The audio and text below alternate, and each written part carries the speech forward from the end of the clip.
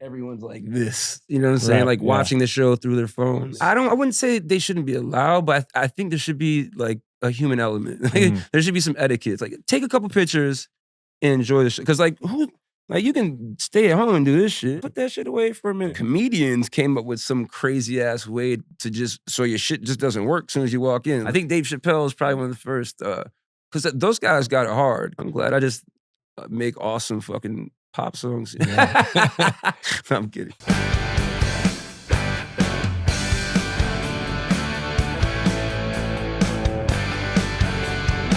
Welcome back to Spin Magazine's Lip Service. I'm with the one, the only Travie McCoy from Gym Class Heroes. There can only be one. There can only be one. The Highlander?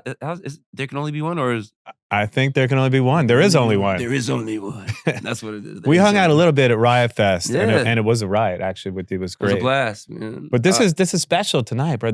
You haven't played in New York in like a while, other than that thing you did the other night. You mentioned. Yeah, right? The Kid Super thing is right across the street, which is crazy. But I think the last gig, like real gig, I did in the city was like, I can't remember the venue, but it was just Travie and friends. I brought my cousins out, like Chris Crack came from Chicago.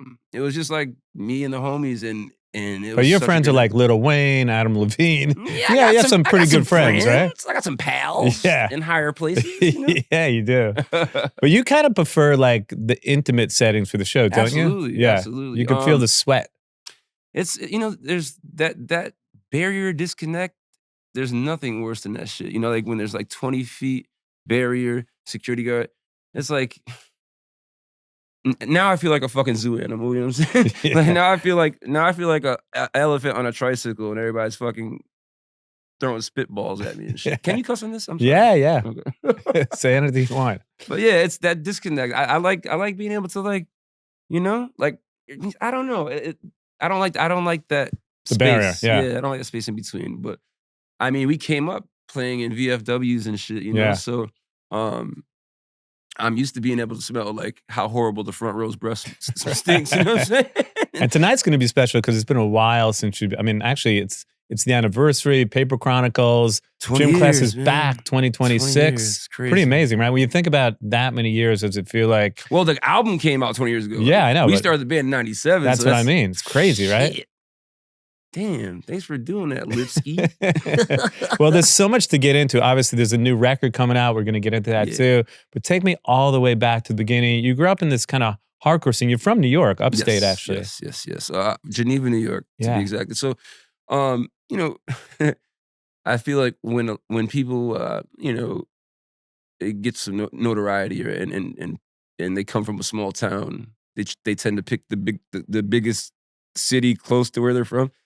I'm from Geneva, but it's not too far from Rochester and Syracuse. But I'd never be like, yeah, I'm from Rochester. You know what I mean? Like, they know I'm not from Rochester. But yeah. Was there a scene there at all, Chad? Hell no. No. I mean. Were bands coming through there at all? Like even hardcore bands? You know what? I can't lie. I got to keep it a buck with you. So we had one venue. It was called the Smith Opera House. And it was mostly for plays and John Waters movies every now and then. But it's a college town. They only show John Waters movies. Literally, it's a weird venue. So it's a college town, so they had a festival every year called Folk Fest, and I mean they would book everybody from George Clinton. I remember one year I went one year with my father, and we saw Brand Nubian, Black Moon, and Smith & Wesson, and I was like, what the fuck? And it's called Folk Fest, and you're like, okay, this? fuck it. You know what I mean? But I mean, it's crazy to even say that sentence. Like, what is Gym Class Heroes? You know what I'm saying? Yeah. We ended up playing Folk Fest a couple of times, actually. Yeah. What was your first musical memory? Can you remember? My first musical memory? Yeah. Well, that's a tough one, bro. I mean, it's hard to remember from many years ago. But my memory is really crazy though. Like, I remember my second birthday party. Like, clearly, yeah. So music wise, well, my dad plays bass guitar, so he was always playing records in the house. We bonded over comedy records like Red Fox and Richard Pryor and shit, which got me in trouble in school later. But You were cursing at like 6 years old in class. Oh, hell yeah. Like, you ever take one of them big old shits, you know? I swear I was Richard Pryor when I was a kid. You're expelled right away. Right away. I'm trying to think of a record that... Earth, Wind & Fire for sure. Oh, man. Because there was like a hardcore phase that you went through. Oh, yeah, on, yeah. Right? Well, we can get to that. I thought you meant... I thought you want... See, I can take you back. Yeah. You want to go So it was back? Earth, Wind & Fire, which actually I think that was my second concert I ever went to. Really? Earth, Wind & Fire, yeah. That's amazing. Yeah. They put on a show, too. Amazing. So my mentor has seen them. He's really good friends with... what's his name? The bass player with the perm. Shit. It's... Vernell. Yeah. Or Verdine. Or is it Verdine? Vernon, maybe? Verdine, whatever. My mentor is really good friends with him, and I think MD's seen them over 100 times. Wow. And he said at one point they hired David Copperfield to make them levitate. Amazing. What the fuck? Like that tracks though. It does track. How do you get to a point in your career where you're like, hey, David Copperfield, make us float, nigga. Make us float off the stage for a little bit. Like, but yeah, like I remember my dad playing Earth, Wind & Fire records, and I remember just I'm a visual artist too, so and those album covers, you know, all like the pyramids, the hieroglyphs, and all, they would fold and then unfold, and they would just keep going. It was so beautiful, but those sounds too, I'll never forget. Well, it sounded like there was 80 people in the band. Absolutely. Maybe there was like 16, but there was 80 people in the room. Yeah. You know what I'm saying? Like it's just me and my dad. But incredible record. So that was sort of your first memory. Yeah, early on. Yeah. So there was a lot of soul, like a lot of Philly soul. Huge Hall & Oates fan, as you could tell. Yeah. Sam and Dave, like that. See, all that stuff. Yeah. So that was really. But my dad also was really.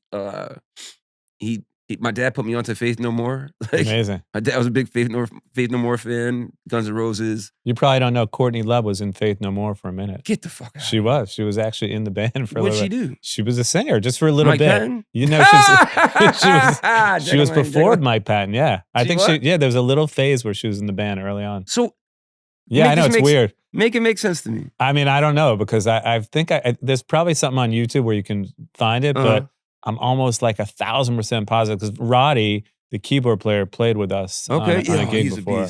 He's great. So yeah, she did. She was in the band like early on. It's crazy. It doesn't really make sense, but I mean, are you a big Faith No More fan? Yeah, I love them. Patton. Great band. Like you like Phantom House or what's the other one? Mr. Bungle? Yeah, I mean, I'm more Faith No More, but yeah, absolutely. He's great. A little more groovy. Great. Yeah. Remember when they did the Commodores cover? Of course, incredible. It's easy. That face he makes. It's so good. When did hardcore kind of come into play? So because Hall & Oates to hardcore is sort of a big jump, crazy. Right? Yeah. So I've always had an eclectic, taste growing up. So my dad being into Faith No More, Earth, Wind & Fire. My mom was into like Sade, but she was also into like Poison and Motley Crue and shit. So the whole family had eclectic taste. And so Sade and Poison. It's nutty. It's nutty, but now it makes sense. It makes so much sense. It does make sense for your band. For sure. Yeah. But so I mean, even extended family, so my dad's side of the family, like B-boys and shit. They're like rock, like listening to Planet Rock and shit as a kid, and then. My uncle Chris gave me my first cassette, and it was "Injustice for All" from Metallica. So like, it was this. I'm just in the middle, just getting all this shit thrown at me, But so, location wise, Geneva was like right in the armpit of a very awesome burgeoning hardcore scene, and I just happened to be the right age. You know what I mean? When shit was popping off, in Syracuse, we had Lost Horizon, and we go to shows in Buffalo to see Snapcase and Earth Crisis in Syracuse. And so all through high school, for me, it was therapy. I would go to hardcore shows to let loose, and you know what I mean. Like, how did that like DIY approach kind of affect your music? Because obviously everything with hardcore was like DIY early on. Yeah. So. I mean, the shows I used to, we didn't have one of these. It was like everybody's on the floor. Yeah. You know what I'm saying? But this is like home to you. There's an energy there that gets snatched away when you're in a proper venue and everyone's like this. You know what I'm saying? Like watching the show through their phone. Shit. Yeah. How do you feel? Do you feel like phones shouldn't be allowed at shows? I wouldn't say they shouldn't be allowed, but I think there should be like a human element. There should be some etiquette. Like, take a couple pictures and enjoy the show. Because like you can stay at home and do this shit. Right. You know what I mean? Like, and especially when they're watching the show through I'm that sweating phone. my ass off. You know what I'm saying? I got a put it fucking down. sinus infection and shit. Like, put that shit away for a minute. But there are a lot of bands now that actually, sometimes I think there's certain bands out there making you put your phone in like like lock it up or something. Lock it up, and you can't even bring it into the venue. Comedians came up with some crazy ass way to just, so your shit just doesn't work as soon as you walk in. Like, Really?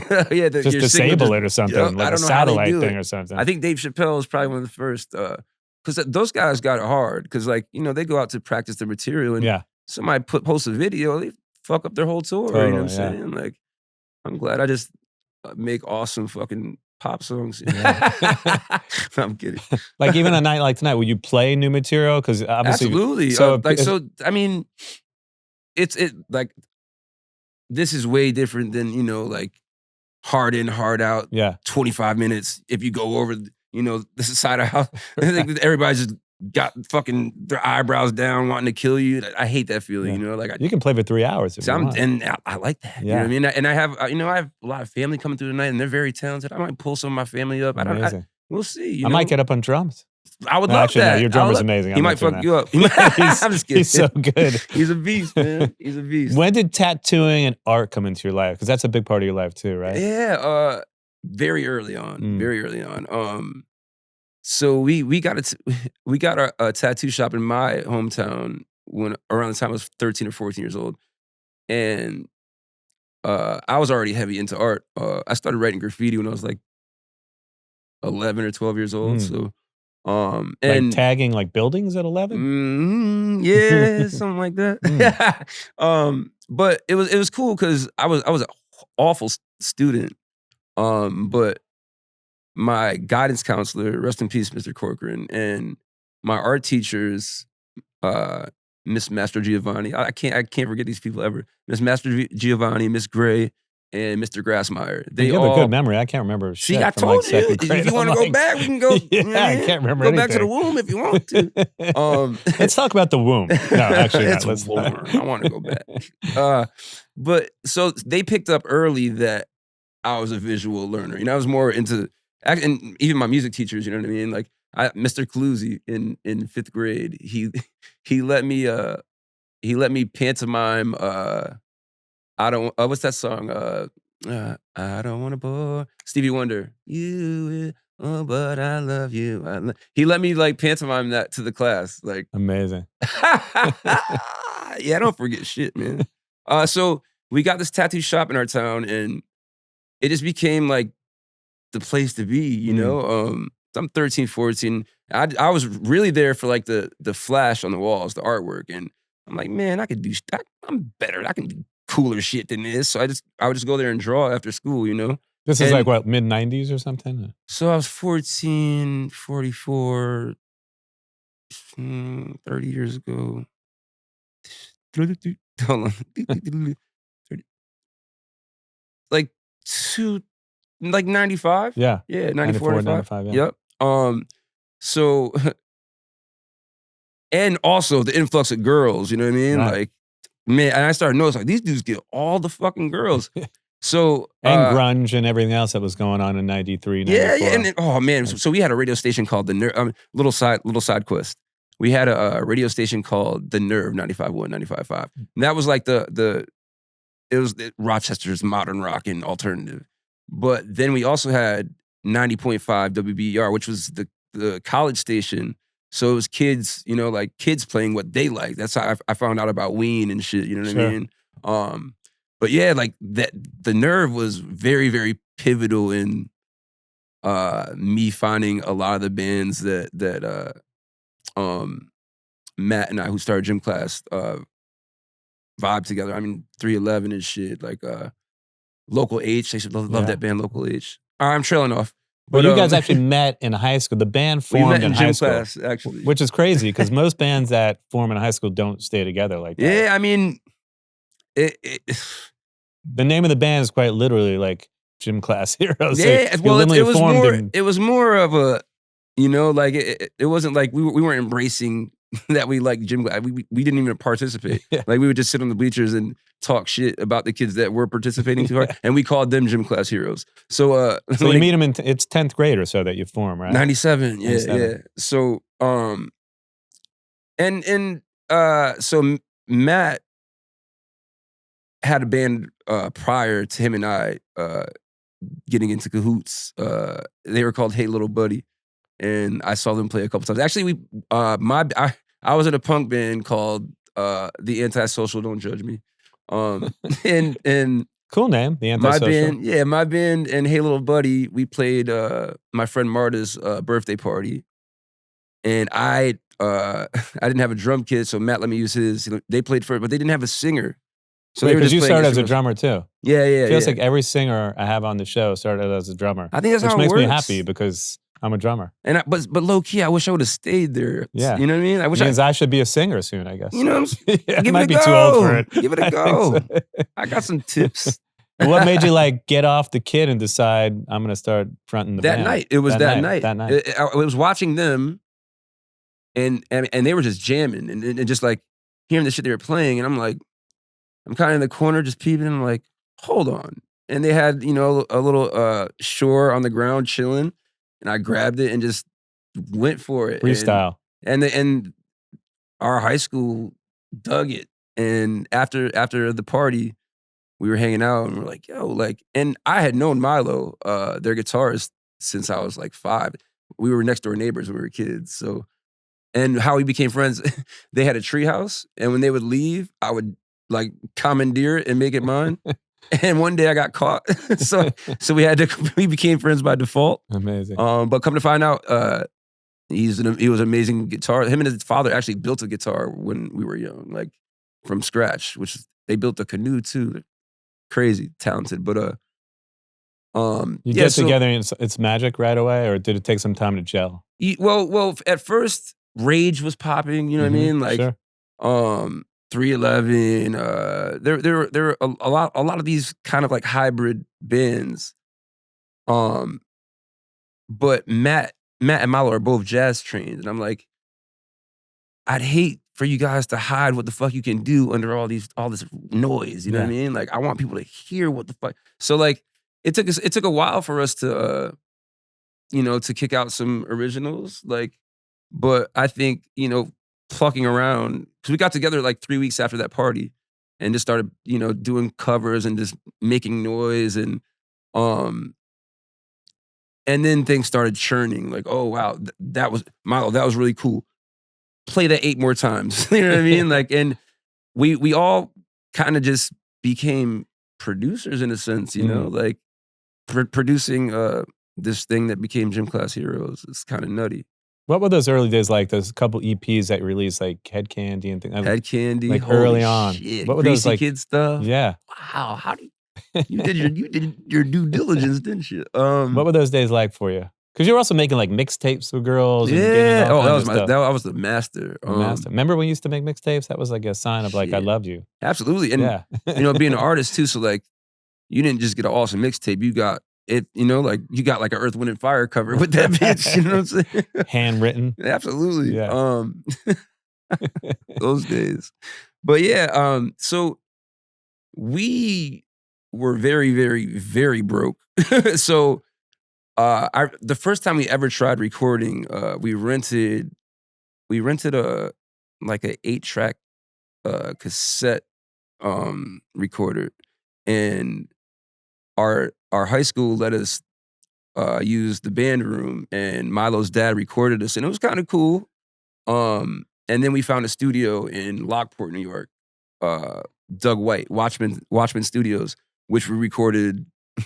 After we found that place, that was like our home, Cool. But we also, I mean, it was, to us, it was really, really expensive to record. I mean, some of the budgets I've seen for albums, throughout the years, I'm like, fuck. I mean, but how much were you spending on those early EPs? Like, was it like $5,000 or 500? 500. That's it. Wow. Seriously. And the thing is, what was really cool is that Doug, he literally just records like fucking math metal bands all day. So and he's an amazing guitarist as well. just an amazing musician. So we were like a breath of fresh air, you know, and he kind of like coddled us and, you know, like, that's cool, but, and he kind of became our Rick Rubin, you know what I mean? And thank God for Doug White, man. And, but we still had to pay the guy. So we made sure that every time we went to Watchmen that we were super, super well rehearsed, you know what I mean? We had to have these songs. I would, not only were the songs to the bone, but I'd have all my ad-libs written out, you know, like any weird noises I want to make, I'd, you know, put in parentheses, like, do that here. And so everything was very, very mapped out.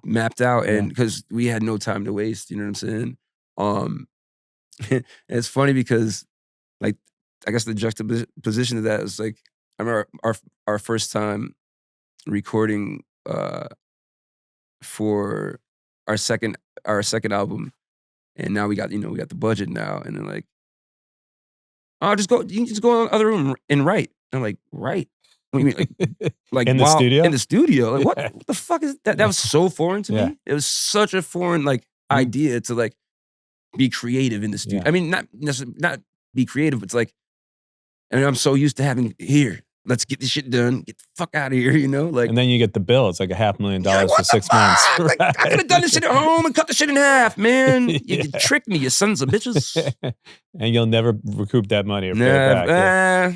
You might. It depends on what you make, you know what I'm saying? I love the fact that early on you were like sneaking onto the Warped Tour before you actually were even booked, right? Is it true? Absolutely. So I mean, we weren't necessarily sneaking, but like we'd show up, you know what I'm saying? Without being booked? No. And then, you know, in the early days, they kind of shoved anything that wasn't ska or pop punk like into the nether regions of Warped Tour. So there's like these little like tents, you know, like there's one tent called Code of the Cuts. And it's this tiny tent. Actually, Atmosphere performed there, Nonfiction, like some pretty big underground hip hop acts performed at the Code of the Cuts. And I made really good friends with Jamie, who ran it. This girl, she's like a B-girl from Detroit, I think. She was really cool. And she would just let us rock. And the crowd just started getting bigger and bigger. And I think Kevin started to notice, you know what I mean? Like a couple, our second summer, I mean, we were in a family van, not like the Econoline shit. And like sleeping with our equipment and shit. Like, glamorous, right? What's that? It's glamorous. Not really. It makes you, I'll tell you what. It makes you appreciate when you do well, I guess. Absolutely. I mean, I see, you know, sometimes, and not to shit on anyone, but like sometimes I'll see, you know, ad mats like, so-and-so's going on tour and it's 3 dates. I'm like, that's a motherfucking vacation. What are you, tour? 3 days? What the fuck? Spend the summer on Warped Tour, lugging your shit around, not knowing what time you're playing. Yeah.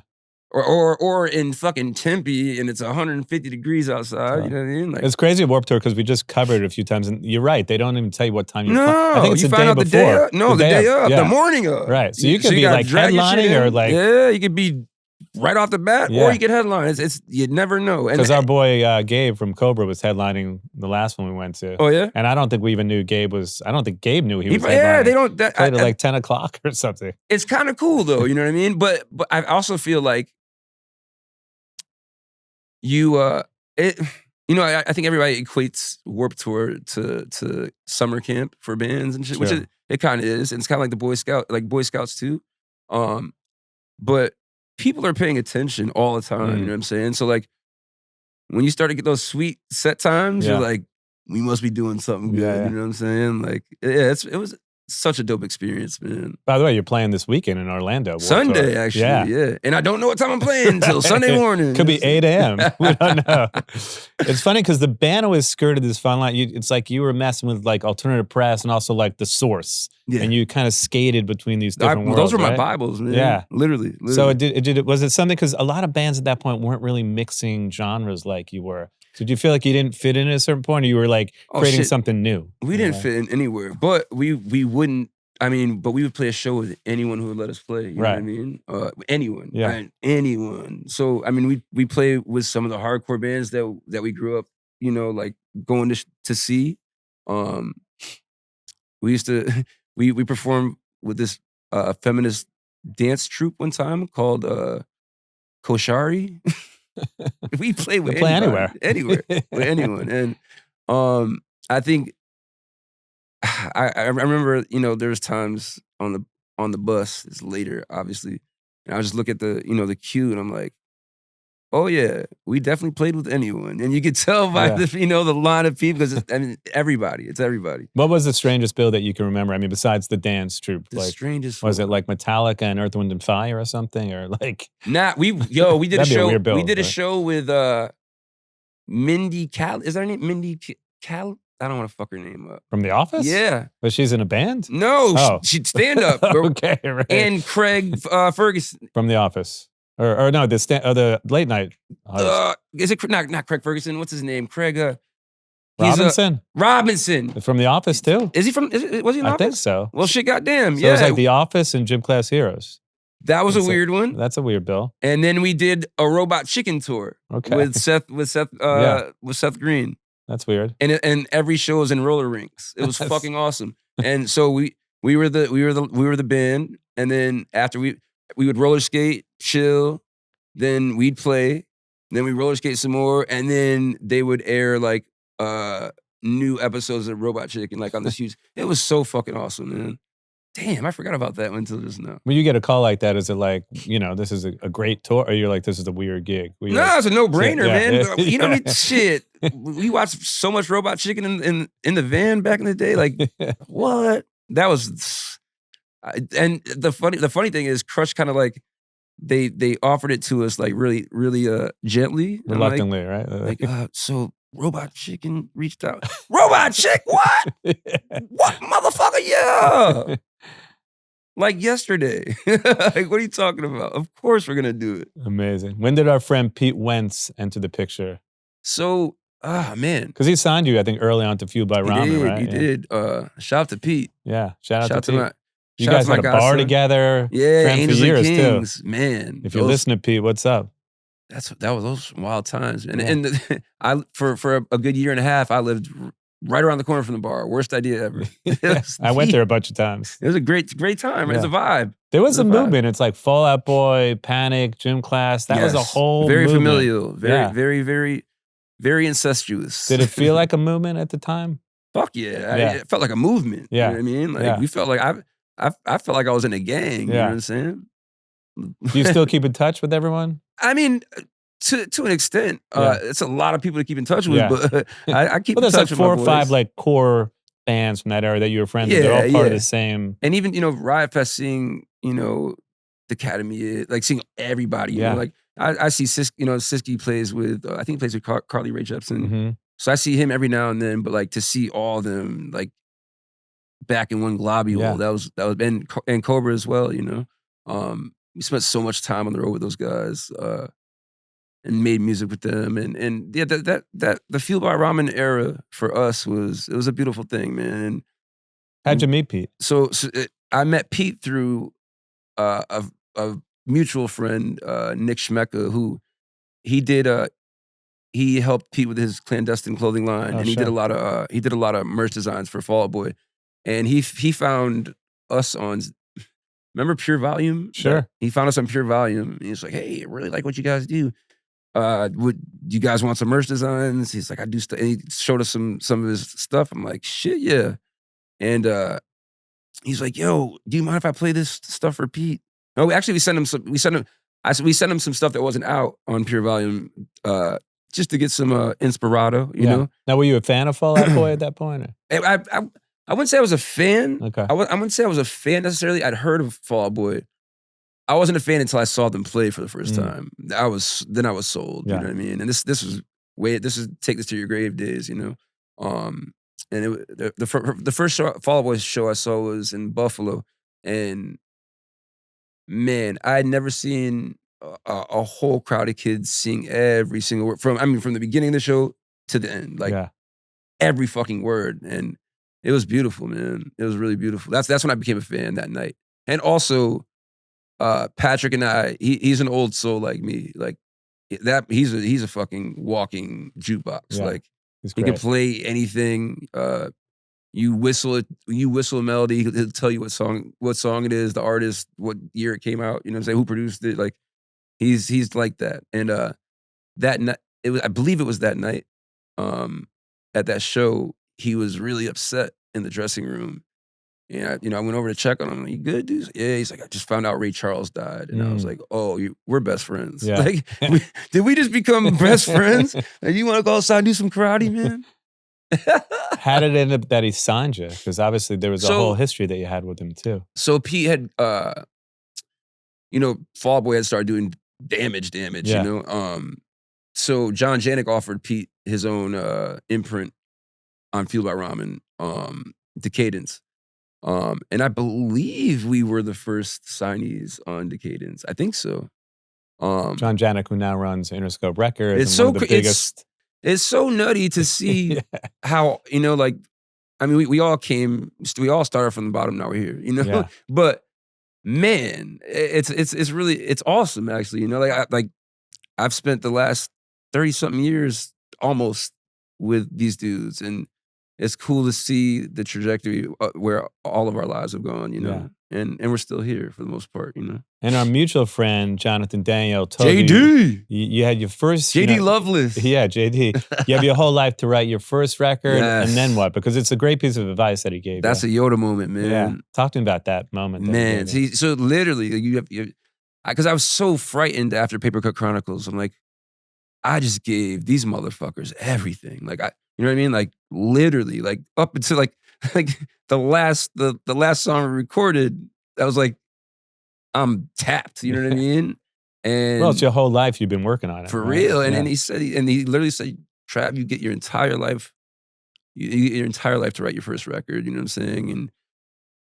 But the best advice he gave me was he told me that because on the second record I was losing my fucking brain, just trying to wrap it up, and connect the dots and make it feel like like there's this common thread and tie it together. And I was just losing my shit, and he just goes, "Yo, you're gonna make yourself crazy." But he says a record's never done. You just got to know when the fuck to stop. You know what I mean? And I use that all the time. I was like, I'm tripping. Like this shit is. Leave it alone, bro. Because I even use that, I use that when I'm painting as well. Because if I keep going, I'll end up with a painting with 25 paintings under that painting. You know what I mean? Sometimes you got to step the fuck away. Yeah. And it's crazy. It's been 20 years since Papercut Chronicles. It's very crazy. Does it feel like a big celebration for you now? Do you feel like, what do you remember the most from that time period? That record was so successful for you. And the thing is, I never realized how much it connected with people until, like kids would come up after shows. I'm like, and and not even just say, think like this album, like, I mean, like reciting lyrics and like, or even asking me like, what does this mean? Like, and I'm gladly like, I never, I guess I didn't have any intent to be as vulnerable as I was. It was just natural, and very, very therapeutic as well. A song like Cupid's Chokehold, everyone knows the lyrics, everyone knows the songs. You can't go anywhere without anybody not knowing that song. I wish I can go somewhere without motherfuckers behind me going ba da da da.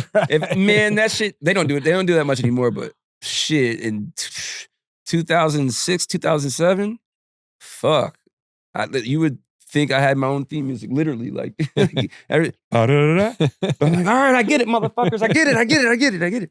But well, you were one of the first bands actually to use like a live band and that kind of music because you were fusing all these genres. Yeah, and a lot of bands didn't have live bands. It was to track, even today, right? The band sounds incredible tonight. Yeah. So talk to me about how that song came about, Cupid's Chokehold. Obviously, there's a Supertramp connection. I guess you heard that song when you were younger. I think your dad used to play it. My dad had the record, and that album cover scared the shit out of me when I was younger. The woman with the plate. She looks like Large Marge. The waitress. Yeah, right? Terrifying. Yeah. But I knew that was the record that had the Take a Look at My Girlfriend song on it, That wasn't the lyric. Was it the Logical song on there too? No. Yeah, I think so. But that wasn't the lyric initially, right? No. So what I wanted to sample Don't You Look at My Girlfriend. Yeah. And Cy is always full of surprises. I would always come home. He was my roommate in art school, and he produces as well. And we have a side project called Bernie Allen. And he loved surprising me. So I'd come home, and a couple times, I had this what those things called? Little recorder. Dictaphone. Yeah, dictaphone. I would walk around and just, if I had ideas, I'd put them in there, but I'd always leave it in his room. And I'd come home and he'd chop it up and make a whole, I'm like, what the fuck? He's a genius. And I had told him, I'd expressed to the band and him, like, I want to sample the Supertramp song. And I don't think I made it clear which part I wanted to sample. We knew it was in, like the girlfriend part, but I wanted to do, don't you look at my girlfriend, because she's the only one to me, that sounded more like, I'll fuck you up, man. But, so Sai's like, I get home from work, he's like, yo, come check it out. And it's like, da-da-da-da-da, take a look at my, I'm like, but then I kept listening, I'm like, hold on. I can go somewhere with this, and I don't have to act tough, you know what I'm saying? Actually, I did the opposit of that. Like, literally did the opposite. That song took like 25 minutes to write or something? That. It's crazy when you think about how well it did. And it was kind of like, it was one of the quickest songs that came to me lyrically, but it's almost one of the more complex written songs, I didn't give a fuck about formulas, and this song's it's it's very laid out.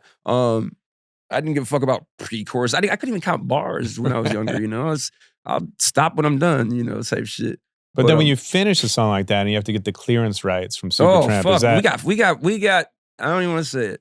It's a pain in the ass. We got graped, man. We got graped. Because you write a hit song, it's a hit song. Obviously, there's a sample in it, but like... Well, but here's the thing. It depends on who you're sampling. You know what I mean? I don't want to say I've gotten away with some shit in the past, but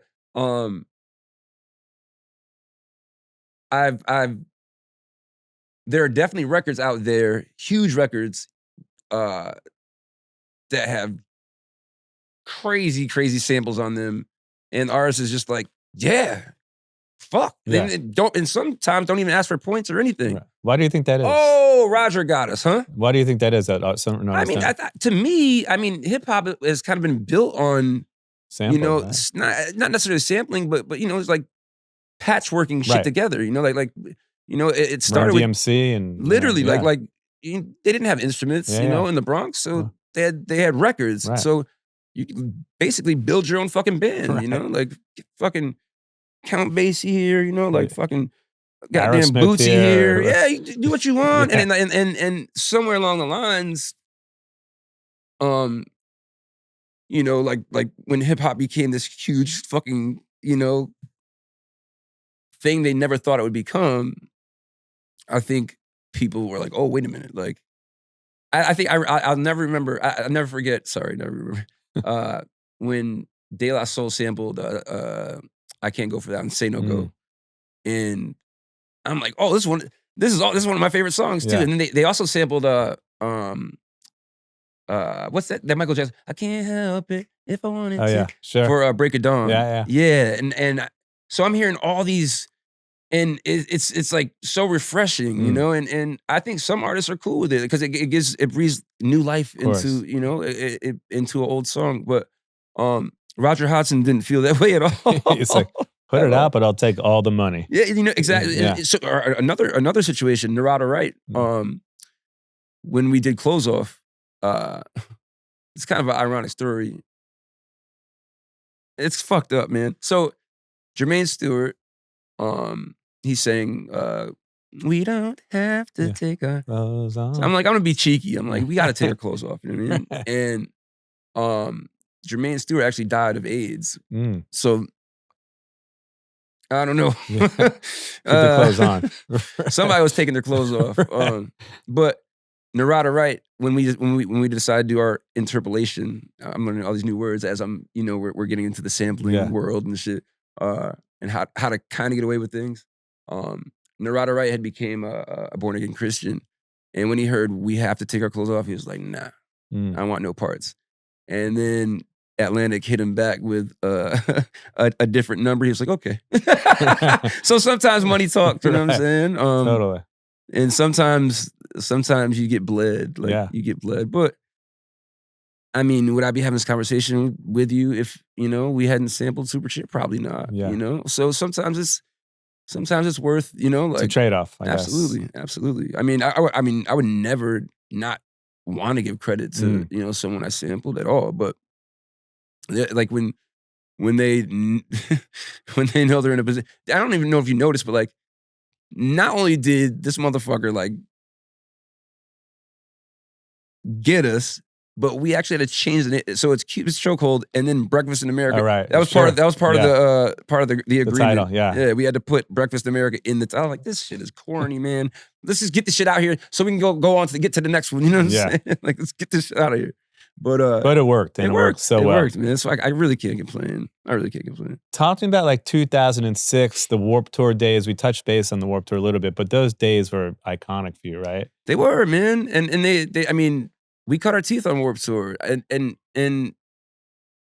a bad show was just a fucking paid practice. You know what I'm saying? Yeah. And that's how we looked at it. And when you're playing a show every day, for an entire summer, and then going on tour that fall, it's like you kind of gotta get good. You know what I'm saying? Yeah. If you don't, like, maybe you should do something else, like. Is it different now when you go play? I mean, the culture at Warped Tour has probably changed a little bit too, but when we've only, since like Warped Tour ended, we've only done like they did like Warped Tour East and West. Like they do like a few shows. So it's more of it became more of a nostalgia thing, so there's just like waves of people, you know what I mean? Hordes of people. It wasn't necessarily like that when we were on the tour back in the day, but it's a little different now. But it's also like, kids that came to see us back in the day with their kids, which is fucking awesome. Yeah, you know what I'm very saying? cool. It's really, really cool. Really cool. Fast forward to like 2008, The Quilt, more Patrick Stump collaborations. Yeah. Talking about that record. So this, we had kind of, I feel like we had kind of like proven ourselves a little bit, So we took full advantage of that. Like who do you want to work with? I'm like, The Dream, Busta Rhymes. I'm just like, you know what I mean? Like I laid it out. Daryl Hall and like Lil Wayne, whoever. Spitballing. And Dan, I like probably 75-80% of those names I spit out ended up on that record. Yeah. So Daryl Hall's that's one of your favorite artists. Amazing, man. That was I don't know if I could top that one, man. Yeah. I really don't. It's kind of sad that him and John Oates don't really talk anymore. They kind of hate each other. It's weird. You know what? But you got to think about it, man. Like, they started the band, they were so young, and so 30 years later. I will say, I've been to a couple Aerosmith shows, like a few, like in the years past, like recently.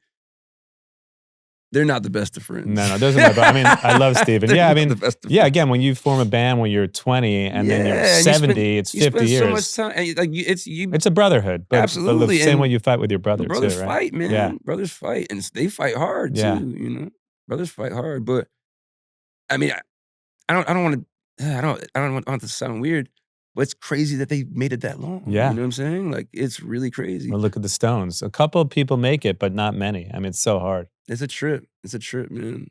It's a trip. Because at a certain point, you parted ways with Matt too, right? It's amicably. You know what I mean? Amicably. Like, I wouldn't be able to wave this Gym Class Heroes flag without his blessing. You know what I mean? But you got his blessing. You guys worked it out. And it's all amicable. He's got a great gig, man. Yeah. He's got a great gig. He has a home studio. You know what I mean? He does. He produces the music for Serial for NPR. Podcasts and stuff. Yeah. And This American Life or My American Life, whatever it's called. He's got a good gig, man. Maybe he'll do our theme song. He just gave when they light the tree. Yeah. Sure. That tree came from Matt's fucking property, man. He's growing trees and he's shit. doing all right. He's living. He's living. Did get pretty dark for you at a certain time. It did. When I was in art school, a friend of mine OD'd, and I had to go back for the funeral. And a house party turned into a house brawl, and I ended up messing my knee up, and I mean, really bad. I tore my ACL, MCL, broken, twisted the meniscus. They had to do. I have like a RoboCop leg compartment. I keep my gun in. Right. You're bionic. Super bionic. Oh man, there's so much metal in this. Yeah. I'm surprised it doesn't squeak out loud. But so that came with very, very strong prescription painkillers. And that snowballed into a very, very ugly addiction. You know what I mean? And how long were you addicted? I couldn't tell you, like, I couldn't give you a number of like years or months. Oh, it was years for sure. But it was on and off until it was off. You know what I'm saying? And do your managers, as JD, whoever, call you and just say, "Hey, take a break, clean you know, up"? I was never a social drug user. To me, it was a weakness. You know what I mean? I didn't want anybody to know I was on drugs. So like I hid from everybody. But like you can't really hide the fact you're on dope when you're like this all the time. Yeah. You know what I'm See, saying? I do that without the drugs. I just sit on the couch. I do too. I sit on the couch. I do. You My know, girlfriend's like, something's wrong with you. You're falling asleep at 7 o'clock. I'm like, I don't need the OxyContins. You know? See, now there's that guilt when I do start to fall. I hope these motherfuckers don't think I'm on drugs. You know what I mean? Like I can't. I do without the drugs. I can't fucking win, man. I can't win. But it was OxyContins, right? That you were addicted to? It started with OxyContin, and they got really expensive, and heroin was really cheap. You know what I mean? And I never thought in a million years, I was that kid that, you know, like both my parents dealt with issues with alcohol, and I told myself as a young, I'll never smoke a cigarette. I'll never drink a beer. You know what I mean? Like, shit. Like, ended up doing things my parents would never think of doing. You know what I'm saying? Like, it's crazy. It's crazy. It was heroin too, or is it just OxyContin? Yeah. Heroin. For years. Fentanyl before the influx of whatever the fuck's going on now. I mean, it's really crazy, but like, were you snorting it, shooting it? I started snorting, and it turned into intravenous use. Wow. But how'd you get off it? By the grace of God. Yeah. By the grace of God, and a lot of fucking hard work. Took you years to get off it? Yeah. I mean, it took a lot of tries. You know what I'm saying? Yeah. It took a lot of at bats. You know do what you I'm go saying? cold turkey? Do you like? I tried that. I mean, Yeah. I tried it all. I literally tried it all. I tried this shit called the Wiseman method, basically where you show up to this clinic and they pump you with all the drugs you can handle. Wow. And then they put you to sleep, and allegedly they cleanse your opiate receptors. It's a crock of shit. Or they help you wake up. I mean, and then when you wake up, you're supposed to be like out of the you know, what's it called? Out of the withdrawal phase. I felt good for like a day, and then it was like I had just stopped using it. So it's always like the, you know, the softer, easier way, right? Yeah. It never works. Like, you have to walk through this shit, you know what I'm saying, and do the fucking work, or you're just gonna find yourself right back where you were, you know? And so eventually you found your way out, though. What's that? Eventually you found your way out. Absolutely. Yeah. I mean, it was a bitch. Yeah. It was a bitch. How long you been sober now? I wouldn't necessarily say I'm sober. Or how long you been clean? I mean, from off of that shit. Yeah. It's about 13 years now. Amazing. Yeah, going on 14 maybe. Yeah, I'm very, very, like, you know, I hate going to hospitals. Like, the smell, some triggers me. I hate the smell of hospitals. But if I have to, I'm very, you know, like, no narcotic painkillers. And if you absolutely have to, don't let me leave with them. You know what I mean? Yeah. Like, I don't have to check myself, you know what I mean? All the time. Because people don't know how addictive they are. You hurt your back, and then next thing you know, you're fucking addicted. Have you seen that what was it called with Matthew Broderick? Which one? There's it's not a documentary, it's a movie about Purdue Pharma and how they knew they were selling heroin. Of course. They knew what they were doing. The Sacklers, you mean, or something? Or I can't remember the name of it, but it was really great. Oh man, it fucked me up because like I was so angry after that because I was like, they gave me this shit, knowing it was gonna fuck my life up. Like, it's all based on money, right? It's so terrible. And I remember the first time that I got a taste of withdrawal. It was like 3 a.m. I was probably like 3 days off of my medication. It's 3 a.m, and my dad gets up to go to work at like 4:30. And I was in the kitchen crying because I had a cast from here to here. I was in the kitchen crying with a butcher knife trying to cut my cast off. My dad's like, what the fuck are you doing? I don't know. I've been up for 4 days. Like crying and shit. So he took me to the hospital and like, they're like, so like, what medication? And I told them what medication. I was like, oh, they're like, you're going through withdrawals. We're gonna have to give you more. I said, give me more. Fuck that. So that was my first time trying to quit cold turkey because I realized what the fuck it could do to you. And then that like, let's get you more addicted. Literally, like we have to wean you off. Like, right. But here's some more. But they started me at like, I mean, I don't want kids to look this shit up and like I'm romanticizing it, but they had me taking 2 80-milligram pills a day. Like, wow. Yeah, it was insane, absolutely insane. And this shit was meant for like hospice, you know what I mean? Like people on their way out type shit, you know, not for, you know, like football injuries and shit. Yeah. You finally get off the medications, and 2010, your solo record, Billionaire. Oh. Is that around the same time, or was it? Oh yeah, sorry, I forgot. I got up. So the way that happened, we did the I Am Music tour with Lil Wayne and T-Pain. That's another thing I love so much about our missions. It wasn't the mission statement that was never written was that, you know, we would never draw ourselves into a corner and, you know, say we're this type of band, because not many bands get to tour with Fall Out Boy and then Lil Wayne and T-Pain, you know what I mean? And we did a co-headliner with The Roots and Estelle. Like a lot of, I mean, we've been so blessed, man. But we did the I Am Music tour with T-Pain, Lil Wayne. Actually, Carrie Hilson did the first half, and I think Keisha Cole did the second half. It was so much fun. Me and Payne are big little kids, you know what I'm saying? Yeah. So me and him hit it off right away. And he had a studio on his bus. And so I'd go hang out and listen to beats he'd make, and he'd play me new songs. And then he made this song called That's Not Cool. And I was like, give me that. And he gave it to me. And I recorded it. And then we just started making more and more songs and hanging out more. And you meet Benny Blanco. What's that? You meet Benny Blanco. That was later. Later. Yeah. But yeah, so by the end of that tour, I'd had a good chunk of the album done, and I brought it to Crush, and I was like, I want to put this shit out. And they brought it to Atlantic, and we made it happen. And my A&R, Aaron Bayshuk, he was managing the Smeezingtons, Bruno Mars, Philip Lawrence, and R11. He's like, yo, I got these dudes. I think you got that. I think you guys would make some cool shit. So I went out to LA for a few weeks and worked with Bruno and Phil, and Lazarus was made. Amazing. Man. Yeah. Initially, when you met Benny, though, and you started working on that track, like I think it was intended for Adam Levine, right? Or he wrote that's Stereo Hearts. That's for Stereo Hearts, the last Gym Class record. Yeah. It was. Benny and I. He's another one I gel very well with. You know, he's funny.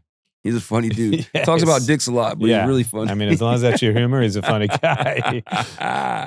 Did you guys hit it off and right we're away? both brothers in unibrow. Yeah. we both have very distinguished forehead mustaches. You know? But initially, that song, because it's actually one of your biggest songs, right? That song was sort of, from what I hear, it was kind of intended for Adam Levine, or he wanted to use that song, right? Actually, Amar wrote the top line for that. That was another song that the lyrics just came. Yeah. So after I cut the lyrics, Benny was like, "We got us one," you know, and so he had to break the news to Adam, you know, like, "Hey, bro, you're not getting this song, but here's moves like Jagger," you know what I'm saying, and. So he basically got a doubler, you know what I'm saying? Like everybody eats, you know what I'm saying? Everybody eats type shit. Because he performs that song too, I think, right? Yeah. Everyone wins, I guess. Everyone wins, man. Initially, I think the lyrics to Billionaire, there was like a Diddy reference. No, how you know about that? So, I think I only said that. So that's a true story. Yeah. It's a very, I mean, thank God, right? And not that, I mean, 2009, I had any idea that Diddy was this nefarious motherfucker, but I mean, I heard stories, but but the original top line was standing next to Diddy and the Queen, and for me, it wasn't so much that it was Diddy. It was like I I don't want to sing about standing next to this dude, a dude, period. You know what I'm saying? Like, I was like, just give me anything. Like, Oprah, fuck it, let's go. I think Oprah might have been the first. Anything but Diddy, let's go. And God was looking out for me, man. Yeah, for both of us, you know? Definitely. The new record you worked with Electric Guest, right? Oh, man, Asa's and Aaron Canassa. Aaron Canada, yeah. Aaron Canada, yeah. So talk to me about the new record. What can you tell us? So I did a grip of it, like the meat and potatoes I did with Asa Ciccone from Electric Guest. Aaron is managed by Matt and Brad. Yeah, your managers, who managed me. And he's another situation like, I think I might know somebody you might, and him and I, and we've been knocking them out for the past year and a half or so. I also worked with my boy Lil Aaron on a couple songs. Tyler, actually, Gym Class Tyler produced a couple songs. Amazing. They'll probably be on the deluxe, but he gave them to me a little late. But Tyler's a fucking beast too. Yeah. What's the vibe of the record? Is it like a throwback to Paper Chronicles? Is it? This is the crazy thing. So when we put out our second record, everybody wanted another Papercut Chronicles. You know what I mean? We put out the quilt, everybody wanted another quilt.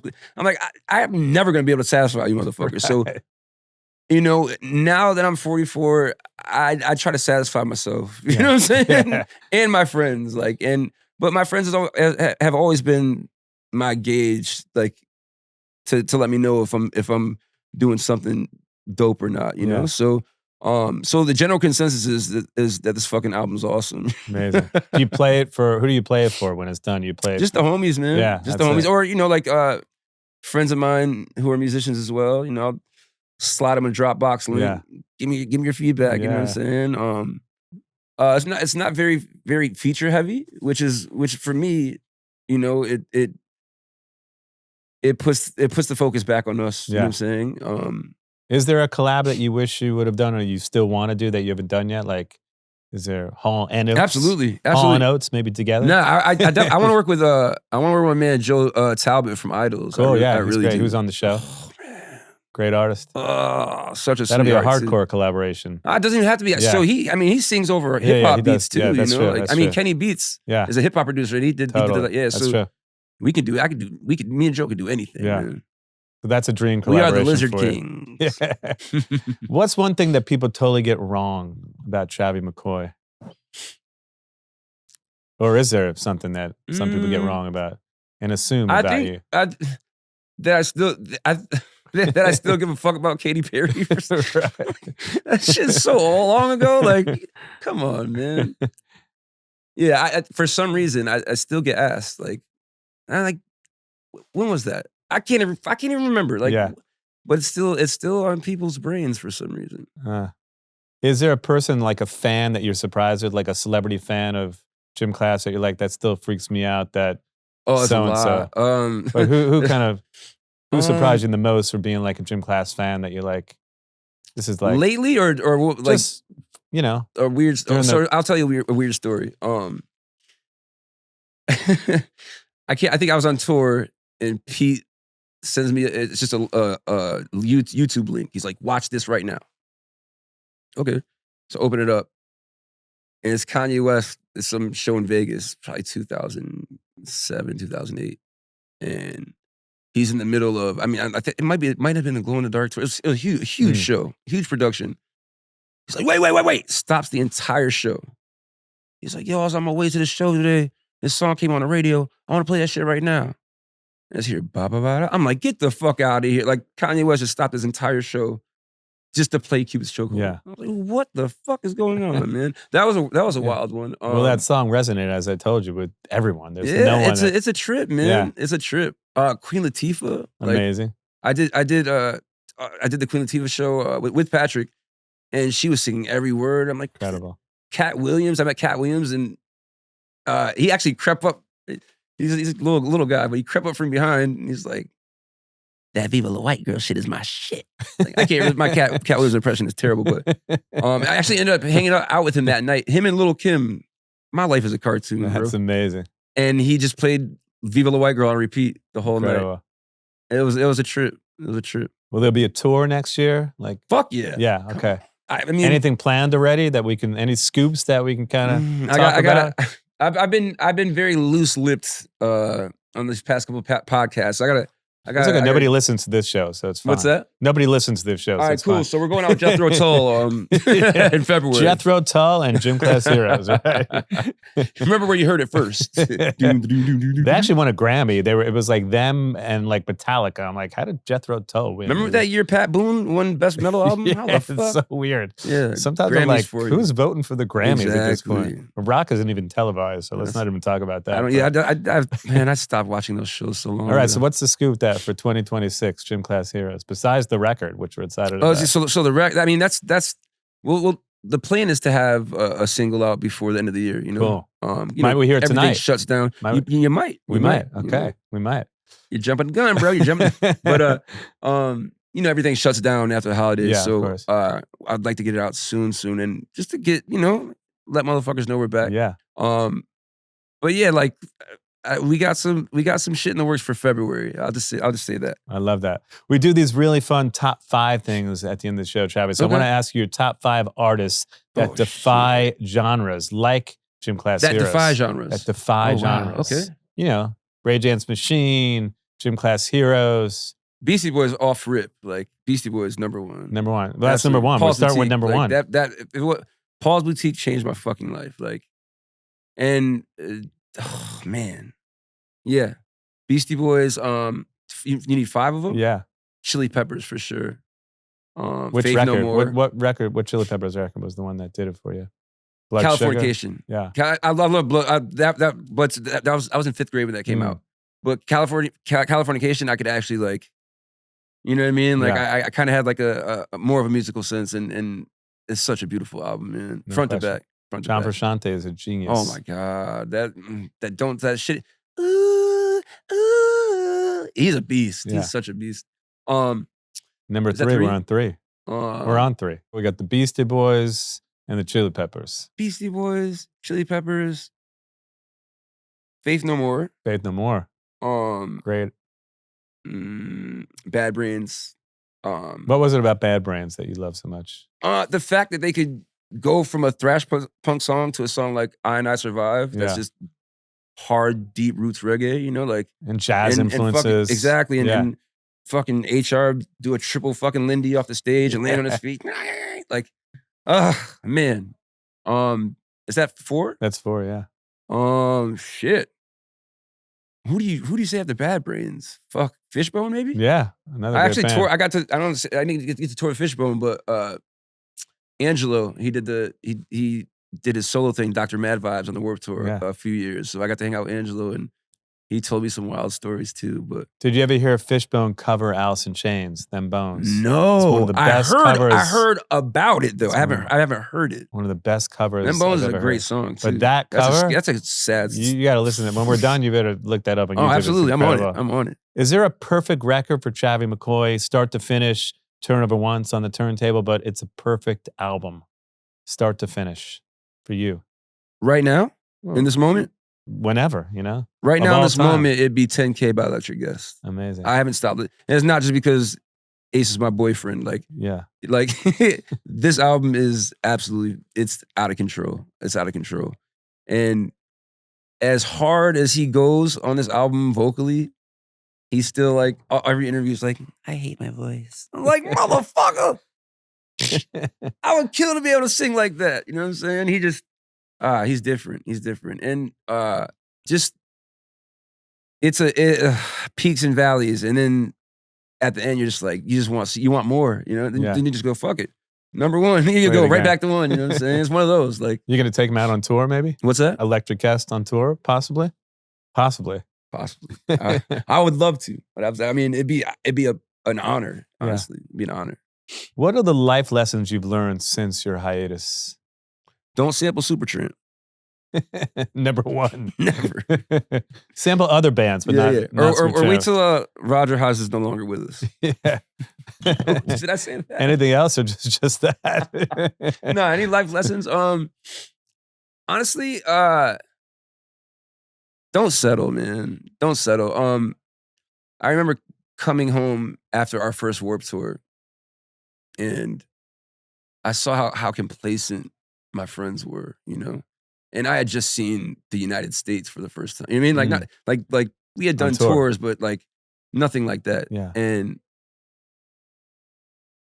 Geneva just kept getting smaller and smaller and smaller and smaller. And so I was like, I can't fucking breathe, you know what I'm saying? And you know, some people, you know, they like safe, you know?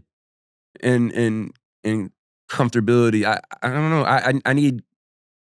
I need chaos. You know what I mean? I need chaos. But in the same respect, after all these years and running around globetrotting and fucking tearing shit up, I ended up right back upstate. You know what I'm saying? Not necessarily Geneva, but like I'm out in the woods. You know what I mean? I got some acres. I got a pond and shit, some dirt bikes. It's cool, man. Need. It's cool. Well, 2026 is going to be an amazing year. I'm excited for tonight. I'm super stoked. I keep forgetting I got a whole ass show to play. Like 2 hours or something. For real. Thank you for doing this. We'll have to do part 2 sometimes. I could talk to you for hours. It's a lot of fun. Likewise, man. Appreciate it, my brother. Yes. Yeah. Good one, awesome. Thank you, my bro.